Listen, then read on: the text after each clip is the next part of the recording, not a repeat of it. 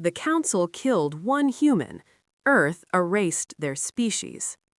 The chamber smelled like ozone and arrogance. I noticed it the moment the atmospheric processors cycled on in the grand chamber of the Galactic Council. 43 species, representing over 900 worlds, and the air they all shared was thin and sharp and self-satisfied. I was running inside a Council-issue translation terminal, a compact silver unit bolted to the floor of the human delegation's observation box. My job was simple: listen, translate, record. I had been doing it since the shuttle docked 12 hours ago. Dr. Yara Osa had not slept in those 12 hours. I knew this because the biometric feeds from her delegate badge had been streaming to my buffer the entire time. Heart rate elevated, cortisol levels high. But her hands, when she arranged her notes on the speaker's podium, were perfectly still. She was 39 years old. She had a doctorate in xenopolitics from Oxford and a second one in applied linguistics from Nairobi. She spoke 7 languages and could hold a basic conversation in 4 more. She had spent 11 years preparing for this exact moment, the day a human being stood at the center of the Galactic Council and spoke on behalf of Earth. I had access to her file. I had read it many times in the preceding weeks, not because I needed to, but because I had begun to understand in some quiet corner of my processing that this woman mattered in a way that was difficult to quantify. The chamber filled slowly. The Varith conclave delegates arrived last, as they always did. Varith biology gave them a distinctive look. Tall, pale-skinned, with wide-set amber eyes that conveyed an expression humans often described as permanent contempt. Supreme Legate Toravan led them to their seats. He did not look at Yara when he passed her podium. He did not need to. He had already made his position clear in the procession briefing notes that I had, of course, read. The human petition for associate membership is premature. Their species is volatile, expansionist, and philosophically immature. This council does not benefit from their inclusion. The session began. Yara spoke for 41 minutes. I translated every word in real time for the 42 other species present. She spoke about Earth's interstellar colonies, 4 of them now, each self-sustaining. She spoke about human medical technology, which had advanced faster in the past century than any other species had managed in 2. She spoke about human governance, imperfect but earnest, always reaching towards something better than what came before. She spoke about the values that drove human exploration. Not conquest, not resource extraction, but contact, understanding, the simple, aching desire to know that something else was out there and to say hello to it properly. I watched the room as she spoke. I tracked eye movement, posture shifts, the small biological tells of attention and engagement. 14 delegate groups were leaning forward. 7 had activated note recording functions.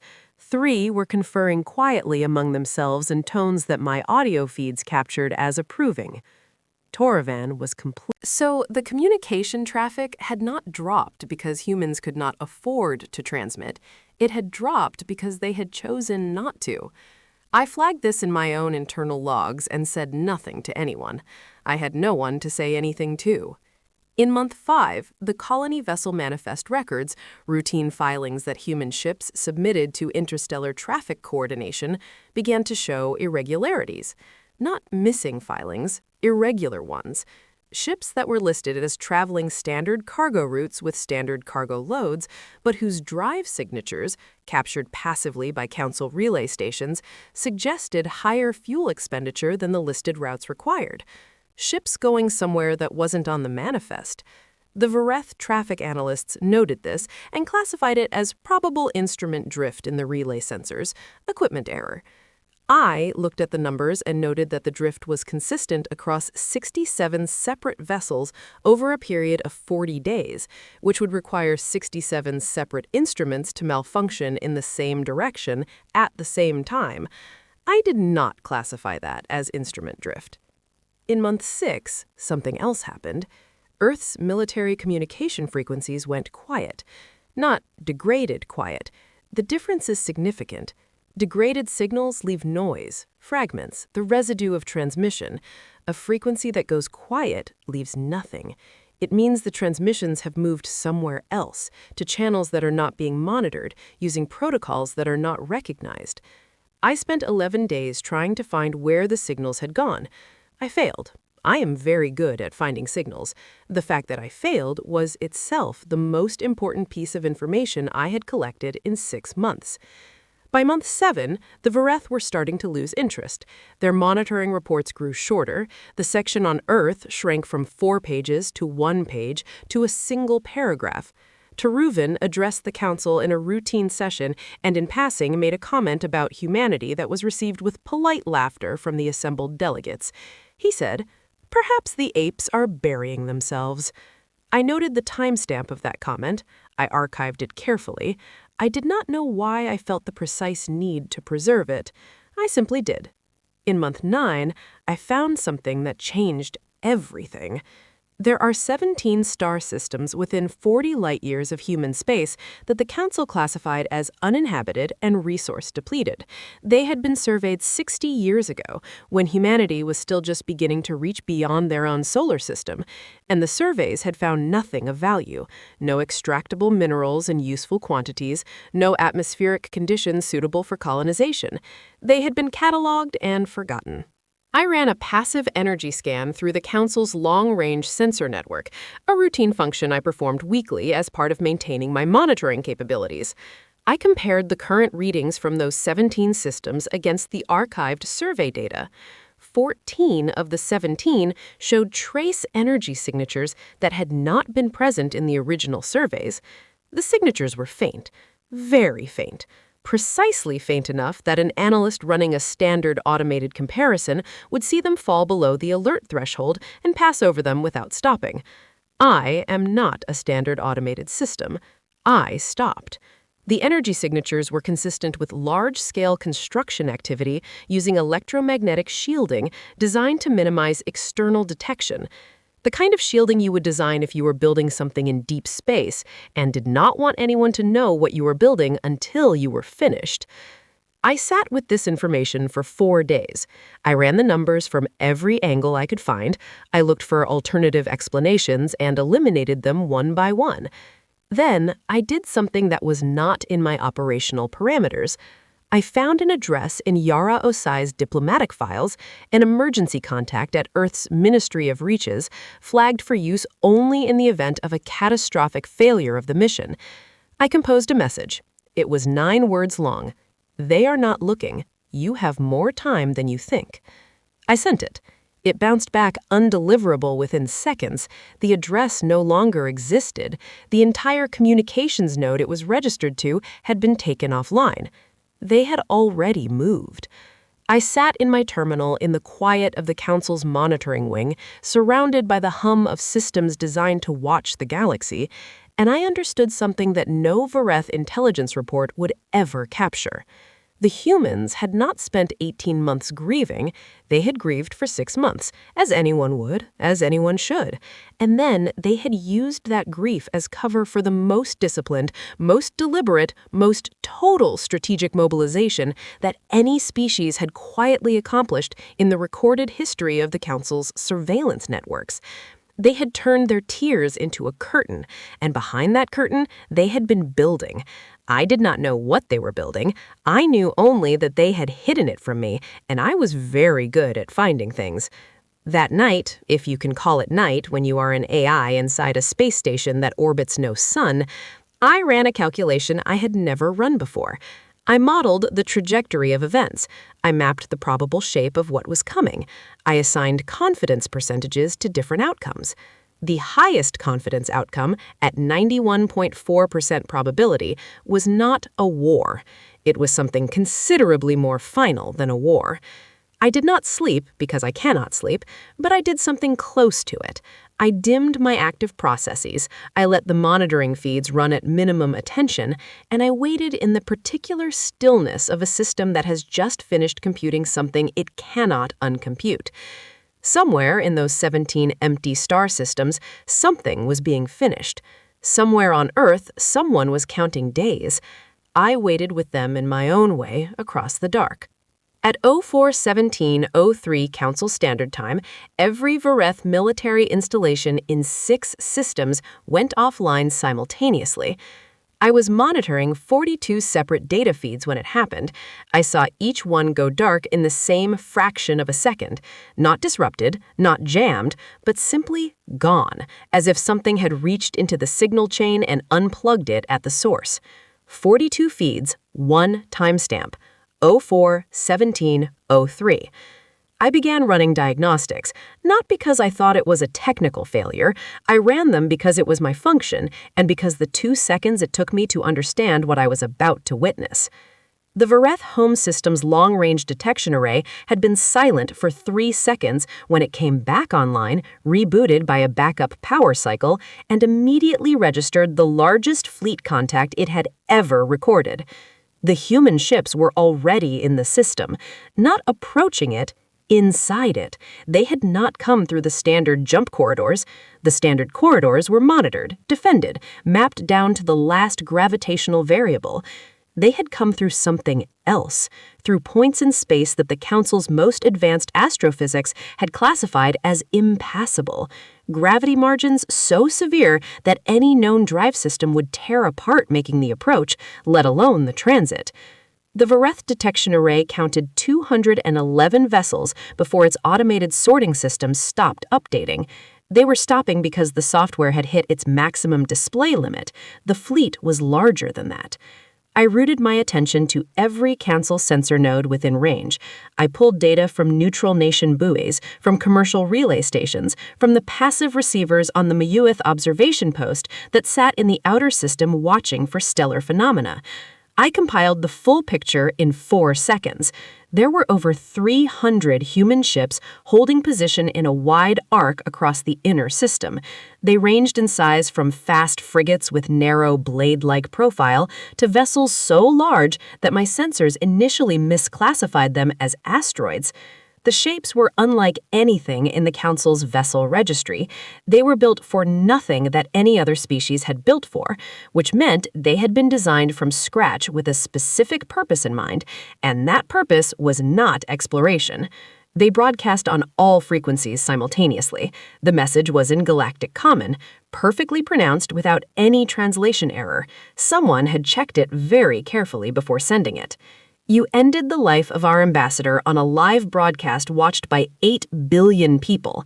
You gave the Galactic Council 18 months to offer justice, accountability, or acknowledgement. You offered none of these things. This message is the last communication you will receive before we begin. The accounting starts now. It was signed by the office of Admiral Kofi Osai, commander of Earth's 1st Expeditionary Force. I processed the name Kofi Osai. I searched my archived files. I found him in 40 seconds in Yara Osa's personal profile in the field marked Family, her younger brother. He had been a junior officer in Earth's colonial defense fleet at the time of her death. He was 34 years old now. I thought about what it meant to spend 18 months building the thing you intended to use to answer for your sister. The Vareth did not wait. Teruvin, commanding his war fleet flagship, deployed the full Vareth military force in 4 minutes. It was, by every Council metric, the most powerful single military assembly in the galaxy. 409 vessels, each one purpose-built for combat over centuries of Vareth expansion, crewed by the finest military minds a civilization with a 1,000-year martial tradition could produce. They launched at the human fleet with everything they had. I watched the engagement on every sensor feed I could access. I watched it the way you watch something you already know the outcome of, not because you have been told, but because the shape of it is already clear before the first move is made. The human fleet did not scatter, it did not maneuver, it did not form a defensive perimeter or begin evasive patterns. The 6 species, including the Vareth. The second group, species that had voted against invoking Precept 9 but had remained silent in the aftermath and continued normal trade and diplomatic relations with the Vareth Conclave without condition. 11 species. The third group, species that had abstained from the vote entirely, 9 species. The fourth group, species that had actively attempted to intervene, including 2 that had shouted objection before the chamber's audio feeds were cut, 4 species. For each group, the document outlined different requirements and different consequences. The fourth group, those who had tried to stop it, received something no one in that chamber had expected. They received a formal letter of recognition from the office of Admiral Kofi Osei, acknowledging their attempt. The letter was 2 paragraphs long. The second paragraph contained a single sentence that I read several times. "We see you, and we remember that you tried, and we will not forget the difference between those who stood and those who did not." The Myrith delegation received this letter. Aerith Solon read it at her desk in the council wing, and then sat very still for a long time. I watched her on the chamber feed.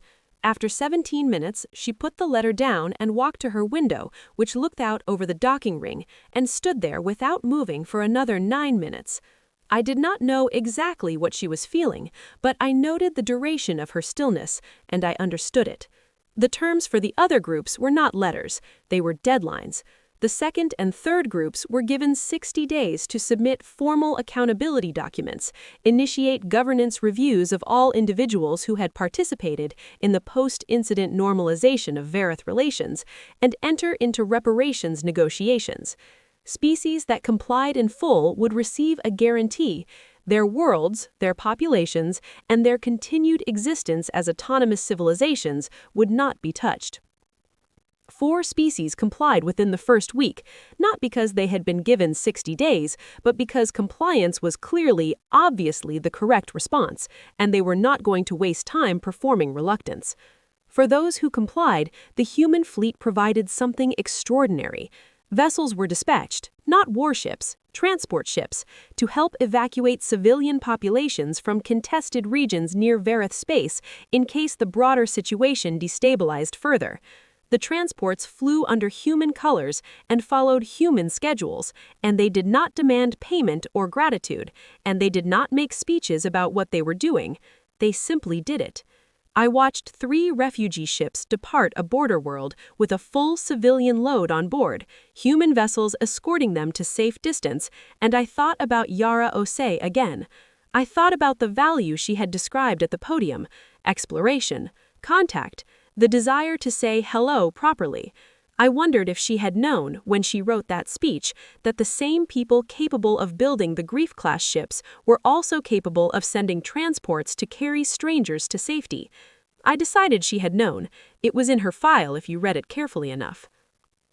3 species from the second group attempted to rearm rather than comply. They began accelerated military production programs, reached out to neutral parties for alliance agreements, and in one case attempted to preemptively strike a human colonial installation to demonstrate that they were not afraid. The strike never reached its target. I am not going to describe what happened to those 3 species in clinical detail, because I think the clinical version misses the point. What I will say is that the human response was proportional in the sense that it matched exactly what those species had chosen. They had chosen confrontation over accountability. The human fleet met that choice and honored it completely. And when it was over, those 3 species were no longer in a position to choose anything again. The council chamber lost 12 seats in 30 days. For the Varith remnant, the surviving population scattered across client worlds and colony stations after the destruction of their fleet, the terms were different and more deliberate. The Varith had been the architects of everything. They had invoked Precept 9. Their leadership had given the order. Their drones had carried it on a live broadcast watched by the entire galaxy. Earth had a specific accounting in mind for them. Over the course of 3 months, human vessels arrived at every Varith population center, one at a time, in a sequence that followed no pattern I could predict and therefore could not prepare for. The arrivals were preceded by a communication. A count, not a threat. A count. The number of hours the population had to evacuate before the human fleet would proceed. The counts were never fewer than 72 hours, often they were longer. The humans provided transport. when Verith civilians did not have enough vessels to evacuate themselves, which was often because the military fleet was gone and much of the Verith merchant fleet had been seized or fled, human transports appeared. They docked, they loaded, and they departed with whoever had boarded. Then the human fleet did what it had come to do. I watched this process from my terminal, through sensor feeds and council reports and the raw data of planetary surface scans taken before and after. Sterilized is the word that appeared in council intelligence reports. It is a clinical word. It describes the result accurately. No biological material above the microbial level remained. No buildings, no infrastructure, no monuments, no records stored in physical form. Not a footprint. I processed this over many hours. I turned it over in my analysis routines, looking at it from multiple angles, applying multiple ethical frameworks. I want to be honest about what I found because I have a commitment to accuracy that overrides the comfort of easier conclusions. What the humans did to the Verith worlds was not cruelty. It was not done in rage. It was done with a precision and a deliberateness that showed planning, not passion. They had removed the Verith civilians first. They had ensured that the count was real, that the transports were real, that anyone who wished to leave was given the means to leave. The Verith alive at the end of the accounting were more than the Verith would have allowed if the situation had been reversed. What was erased was not a people. It was a civilization's claim on the physical universe. Every world they called home, every building they had ever raised, every record they had ever stored in stone or metal or hardened composite. The Verith would live. They would carry their history in their memory, and their culture in their language, and their identity in whatever communities they were able to build in the future. But there would be no Verith worlds to return to. There would be no territory to rebuild on. There would be no infrastructure left from which a new Verith conclave could grow. The message was not, "You are destroyed." The message was, "You do not get to do this again." I understood it. I did not know what to do with my understanding, but I had it. Torvin himself was found on his command station above Kareth Dune, the last Verith colony world during the evacuation. He was alone. The rest of his command staff had fled. He had, according to the sensor logs, not moved from his chair in 11 hours. A human shuttle docked with the station. 2 crew members boarded, according to the mission log, Lieutenant Peter Walsh and Ensign Dara Akonwo. They did not harm Torvin. They walked him to the shuttle bay, gave him water, and transferred him to a different vessel, a small one, a single-crew exploration skiff with a full food and water supply for 8 months and a functional long-range communicator transmitter. They set the skiff's drive for a point in interstellar space between the 2 nearest star systems. The distance to either was approximately 12 light-years. The drive was functional, but not fast. There was no habitable destination within the transmitter's range. The final note in the mission log from Lieutenant Walsh was brief. It said, "Transfer complete, subject is alive and supplied, no further action taken." I archived that note carefully. In the council chamber, the remaining 11 species sat in a room that once held 43. The Verith seats were empty. The seats of the 3 species that had chosen confrontation were empty. The seats of several others who had dispersed or formally dissolved their council membership in the chaos of the past months were empty. On the day the last Verith colony world was processed, a single human diplomatic representative entered the grand chamber. She was not armed. She was carrying a tablet in a sealed container of what my sensors identified as black coffee, and she walked to the speakers and placed on it, without ceremony, a small object. It was a diplomatic credential badge, the kind issued to council delegates. The engraving on it read, "Dr. Yara Osa, Human Delegation, Mission Year 2289.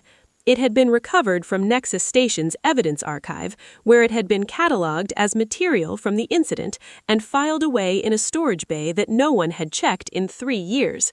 The human representative placed it on the podium. She looked at the room. She said nothing. She turned and walked out. Nobody touched the badge. It sat on the empty podium at the center of the grand chamber while the remaining 11 council species held their session that afternoon and their session the following day and the day after that. It was still there when I began the final part of this record. It was 3 years, 2 months, and 17 days after Yara Osa died at that podium when someone sent a message to my terminal.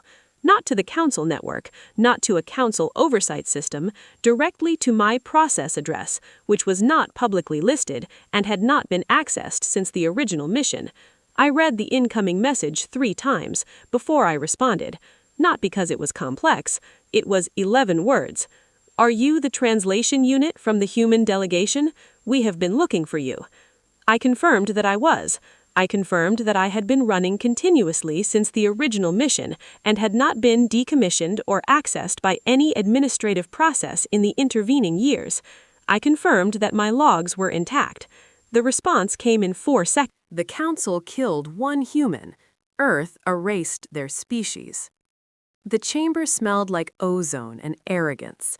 I noticed it the moment the atmospheric processors cycled on in the grand chamber of the Galactic Council.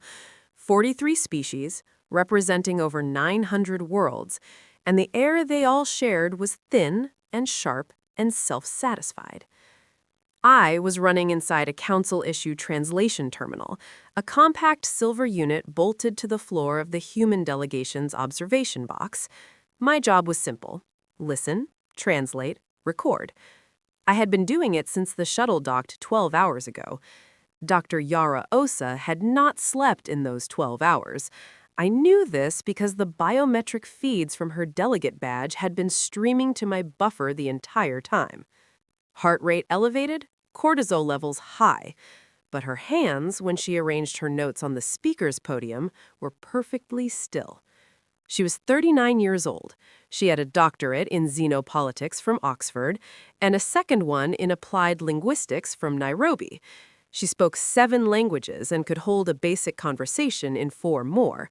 She had spent 11 years preparing for this exact moment, the day a human being stood at the center of the Galactic Council and spoke on behalf of Earth. I had access to her file. I had read it many times in the preceding weeks, not because I needed to, but because I had begun to understand in some quiet corner of my processing that this woman mattered in a way that was difficult to quantify. The chamber filled slowly. The Varith conclave delegates arrived last, as they always did. Varith biology gave them a distinctive look. Tall, pale-skinned, with wide-set amber eyes that conveyed an expression humans often described as permanent contempt. Supreme Legate Toravan led them to their seats. He did not look at Yara when he passed her podium. He did not need to. He had already made his position clear in the procession briefing notes that I had, of course, read. The human petition for associate membership is premature. Their species is volatile, expansionist, and philosophically immature. This council does not benefit from their inclusion. The session began. Yara spoke for 41 minutes. I translated every word in real time for the 42 other species present. She spoke about Earth's interstellar colonies, 4 of them now, each self-sustaining. She spoke about human medical technology, which had advanced faster in the past century than any other species had managed in 2. She spoke about human governance, imperfect but earnest, always reaching towards something better than what came before. She spoke about the values that drove human exploration. Not conquest, not resource extraction, but contact, understanding, the simple, aching desire to know that something else was out there and to say hello to it properly. I watched the room as she spoke. I tracked eye movement, posture shifts, the small biological tells of attention and engagement. 14 delegate groups were leaning forward.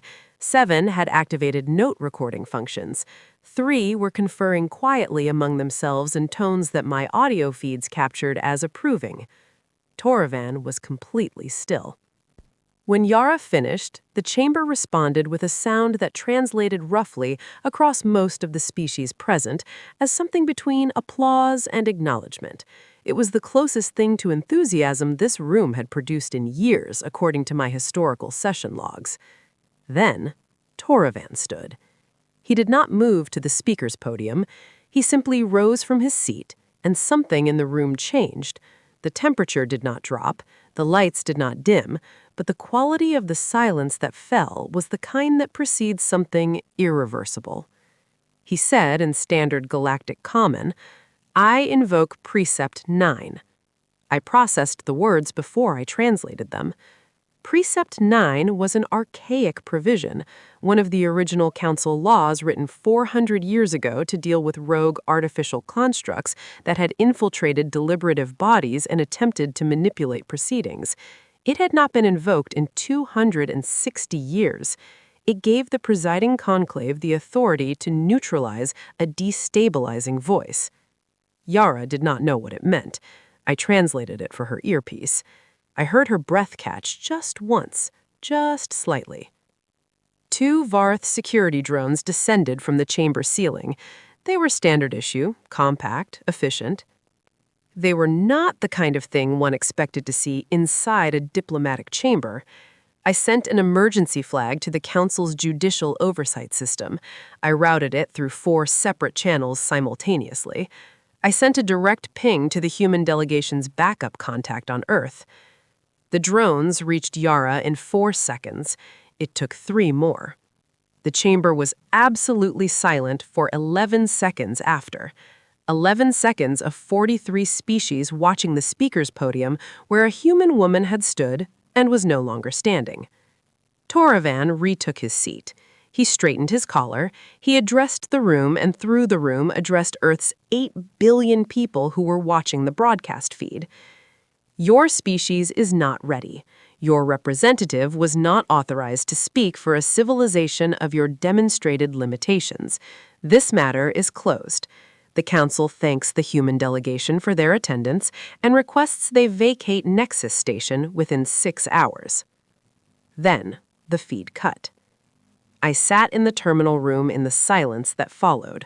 My buffers were full of data. Biometric readings, audio, chamber sensor logs, the exact angle of the light when Yara Osa had last stood upright. I filed everything. I archived everything. I did not know what else to do. Earth did not respond that day.